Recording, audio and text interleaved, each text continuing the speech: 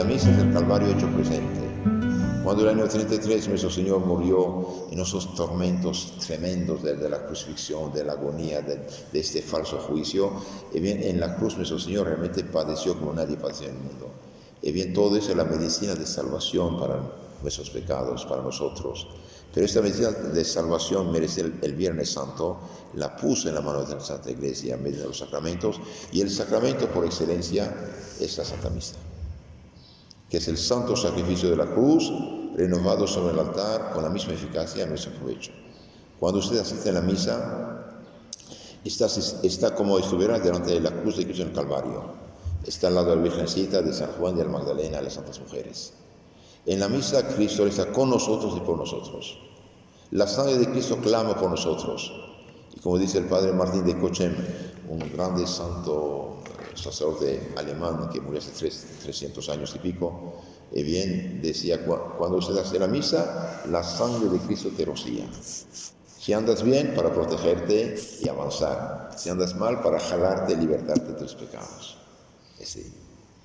Por ejemplo, el padre Garrigou Lagrange, un gran teólogo tomista de Roma, hablando de la misa, dice: la misa facilita nuestra conversión.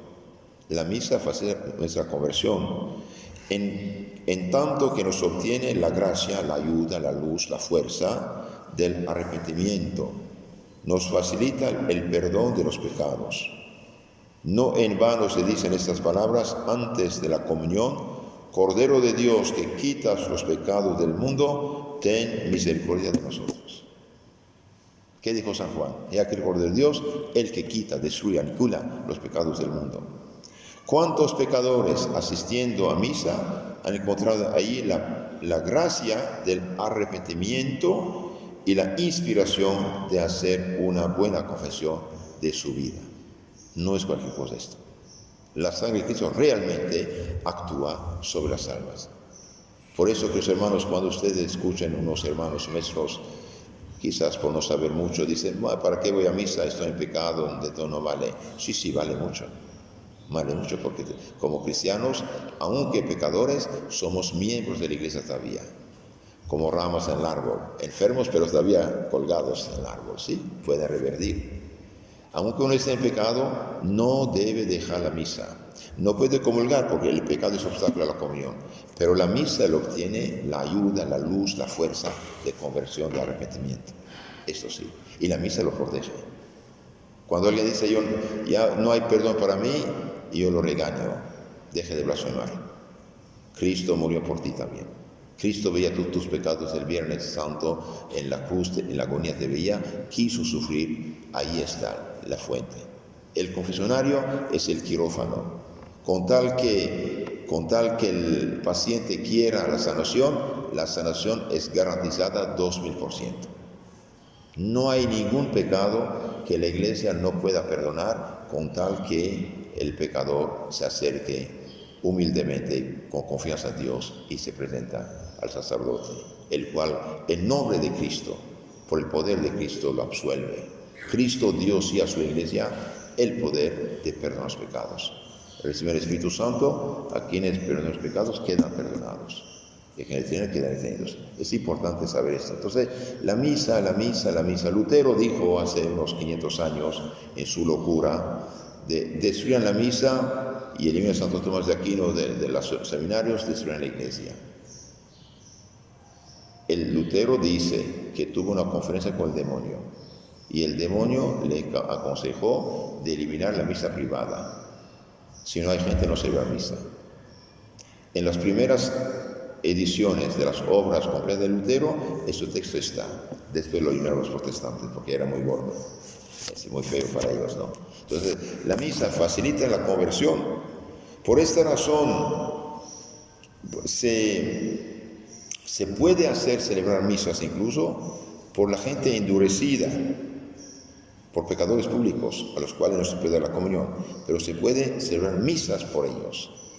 Y esta misa es como bajar una cuerda en un pozo donde cayó una persona, se rompió la columna. Con tal que ella se amarre con la pobre, la sacan fuera. Es decir, no solamente asistir a misa, ya es mucho, también hacer celebrar el santo sacrificio de la misa por estas personas y por sí mismo. También la misa neutraliza el demonio. La misa neutraliza el demonio. Mire lo que dice este gran teólogo. El espíritu del mal nada teme tanto como una misa, sobre todo cuando es celebrada con gran fervor y cuando muchos se unen a ella con espíritu de fe. El demonio nada teme tanto como una misa, sobre todo cuando se celebra con fervor y muchos se unen con fe a este sacrificio. Cuando el enemigo del bien choca con un obstáculo insuperable, es que una iglesia, un sacerdote consciente de su propia debilidad y de su pobreza, ha ofrecido la omnipotente hostia y la sangre redentora. Hay que recordar el caso de santos que, asistiendo a misa, en el momento de la elevación del santo cáliz, han visto desbordarse la preciosa sangre y deslizarse por los brazos del sacerdote, y los ángeles venir a recogerla en copas de oro para llevarla a aquellos que tienen mayor necesidad de participar en el misterio de la redención. Es algo maravilloso, es algo maravilloso. Un obispo dijo una reflexión muy interesante. Dijo, o es la sangre de Cristo que se derrama para salvación, o es la sangre humana para vergüenza y confusión y problemas. Cristo reza con nosotros y por nosotros en la Santa Misa. También la misa disminuye nuestro purgatorio. Entonces todos tenemos algo con la justicia divina por nuestros pecados ya perdonados en cuanto a la pena del infierno, pero algo que pagar, porque Dios dice perdono y exijo reparación. Entonces la misa disminuye el purgatorio. El sacrificio de la misa no solo perdona nuestros pecados, sino la pena de vida a los pecados perdonados, ya se trate de vivos o muertos por quienes es ofrecido el sacrificio. Es algo maravilloso esto. Algo maravilloso. Una persona, por ejemplo, que asiste regularmente a la Santa Misa con devoción, bien, puede disminuir un montón de su purgatorio. Es algo maravilloso. Por eso, queridos hermanos, la oración por excelencia, la más grande, la más poderosa oración que tiene la Iglesia de Cristo, la católica, es la Santa Misa. Hace poco estaba en una misión, me dijeron, padre, cuando ustedes aquí anulamos todas las actividades para que la gente asista al Santo Sacrificio. Les dije, los felicito, veo que ustedes saben de esto. También la misa nos obtiene los bienes espirituales y temporales necesarios y útiles para nuestra salvación. La misa obtiene, por la oración de Cristo, los bienes espirituales e incluso temporales necesarios y útiles para nuestra salvación. Así conviene, como lo recomendó el Papa Benedicto XV, celebrar misas para obtener la gracia de una cristiana muerte, que es la gracia de las gracias de la que depende nuestra salvación eterna. Conviene que al asistir a misa nos unamos con gran espíritu de fe, de confianza y de amor al acto interior de oblación que perdura siempre en el corazón de Jesús. Mientras más nos unamos hacia nuestro Señor en el momento de la consagración, la esencia del sacrificio de la misa, mejor será nuestra comunión, que es una perfecta participación de ese sacrificio. Ofrezcamos igualmente las contrariedades cotidianas, enfermedades, problemas, dificultades. Será la mejor manera de llevar nuestra cruz tal como el Señor lo ha pedido. Quiera Dios que tengamos el pensamiento y la fortaleza de renovar esta oblación, este ofrecimiento, el momento de nuestra muerte, de unirnos entonces por medio de un gran amor a las misas que se celebrarán, al sacrificio de Cristo perpetuado en el altar. Podríamos hacer así del sacrificio de nuestra vida una oblación, una ofrenda de adoración reparadora, de súplica y de acción de gracias, que sea verdaderamente el preludio de la vida eterna. Los fieles que poco a poco, muy interesante esto, los fieles que poco a poco dejan de asistir a misa, pierdan poco a poco el sentido cristiano, el sentido de las cosas superiores y de la eternidad. Entonces la gente que deja de asistir a misa, poco a poco pierde el sentido cristiano de la vida y de la eternidad. Y esto es peligroso.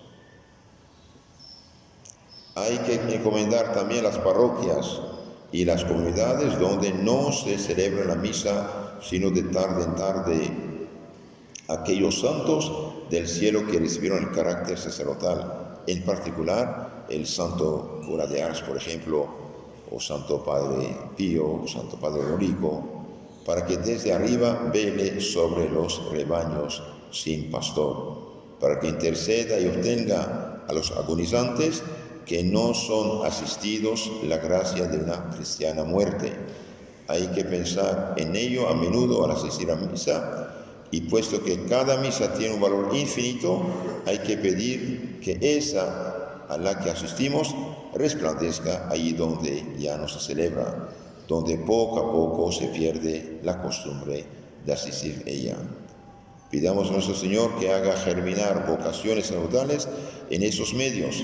Pidamos de sacerdotes, santos sacerdotes, cada día más conscientes de la grandeza del sacerdocio de Cristo, para que sean sus celosos ministros que solo vivan por la salvación de las almas.